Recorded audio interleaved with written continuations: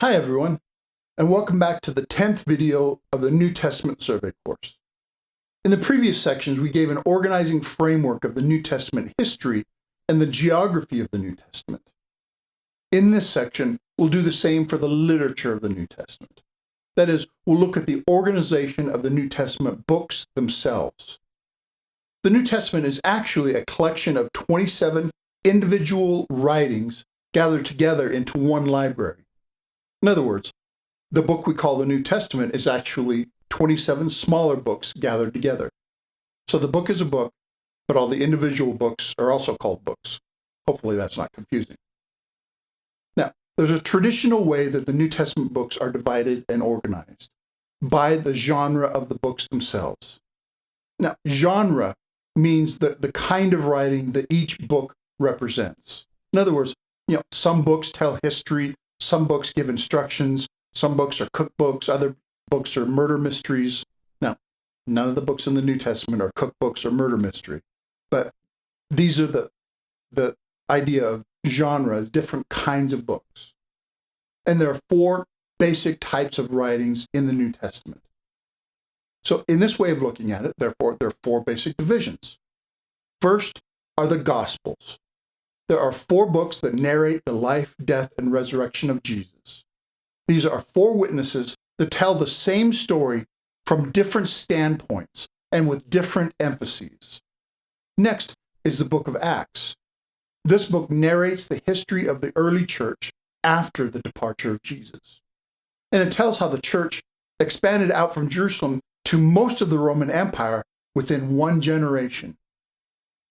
Then the next section is the epistles. Epistle is basically a fancy name for a letter. An epistle is a written correspondence sent to a different place to convey whatever messages the author would have said to the recipients if they had been there in person. And the New Testament contains 21 epistles, written by a number of different authors for a wide variety of reasons to a wide variety of people and places. And then finally, the book of Revelation is placed in a category all by itself.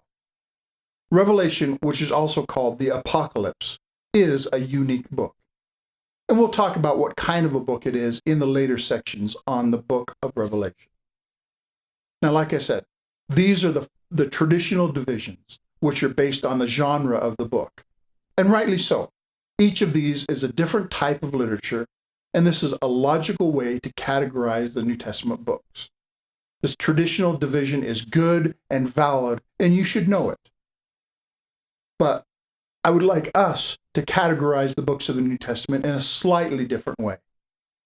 Now, this way mostly agrees with the categorization by genre, and it accurately represents genuine differences in the books of the New Testament. So these categories I'm about to show you are equally logical and true. But the reason I'm dividing the New Testament this way is simply that it spreads the books of the New Testament a little bit more evenly across the categories, and thereby helps our understanding and memorization, and also the organization of this course. So the first category is the history books, those books that tell the history that happened in the New Testament. And there are two subcategories of history books, the Gospels and the book of Acts. Then the next category is called the Pauline epistles. As the name suggests, these are the epistles written by the Apostle Paul, and there are 13 of these in the New Testament. These books are named after the place or the people to whom they are sent. And the third category is called the general epistles. These are basically all the epistles that were not written by Paul, and there are 8 books in this category. These are mostly named after the person who wrote each epistle, with one exception. And finally, all by itself is the book of Revelation, because it's still unlike any other book in the New Testament. And so it deserves a category by itself. So now let's briefly list the books in each of these categories. Obviously, we'll look in depth at each book in future sections, but for now, I will just list them so that you can connect each book to its division in the New Testament. There are 5 historical books, starting with the 4 Gospels. The Gospel according to Matthew, the Gospel according to Mark, the Gospel according to Luke, and the Gospel according to John. And these books are often abbreviated to just the name of the author. So they're called Matthew, Mark, Luke, and John. And then the final historical book is the book of Acts. Then the Pauline epistles are Romans, because it was written to Christians in Rome. 1 Corinthians, because it was the first letter we have written to the church in the city of Corinth. 2 Corinthians, because it was a later letter written to the same church. These are sometimes called 1 Corinthians or 2 Corinthians, all the same. Next is Galatians, written to the churches in the province of Galatia. And Ephesians, written to the believers in and around the city of Ephesus. Philippians, written to the church in the city of Philippi. And Colossians, written to the church in the city of Colossae. 1 Thessalonians, the first letter written to the church in the city of Thessalonica. And 2 Thessalonians, second letter to the same place. Then is 1 Timothy, the first letter written to Paul's younger colleague Timothy. And 2 Timothy, the last letter written to Timothy. And then Titus, written to Paul's helper named Titus. And finally, Philemon, written to a friend of Paul's who was a leader in the church at Colossae. Then the general epistles are Hebrews. Now, this book has this title because it was written to Jewish believers. And then is James, written by James. Then 1 Peter, which is the first book written by Peter, and then 2 Peter, Peter's second book. 1 John is the first epistle written by John, then 2 John is the second epistle written by John, and then 3 John, and I'm hoping by now you can guess why it has this name. And then is Jude, written by Jude. And then lastly, there is the book of Revelation in a category all by itself. Now, I've posted this chart on the course page as a memory aid to help you put these books in these categories and to get it stuck in your brain. If you find it helpful, great. If not, feel free to ignore it. Now, let's put the New Testament books in their history. This is to give you a general idea of the relationship between the books covered in this section with the history covered in the earlier section. In other words, this is the chronological organization of the New Testament and the relationship of these books to history. First, the Gospels cover the time of the life of Christ, but mostly his last 3 years.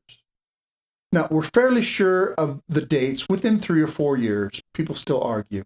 We're not absolutely positive on the exact years. But the life of Christ covers, and therefore the Gospels narrate the history from approximately 4 BC to around 27 to 30 AD, give or take a few years on either end. Now, the Gospels themselves were written after this period, as we'll see in a later section. Then the book of Acts narrates the history from approximately 27 AD to around 60 AD. And it was written right after the last events described in the book. And then each of the epistles was written in a different time to address a different situation. But all of the epistles were written during the period covered by Acts or in the decades right after that.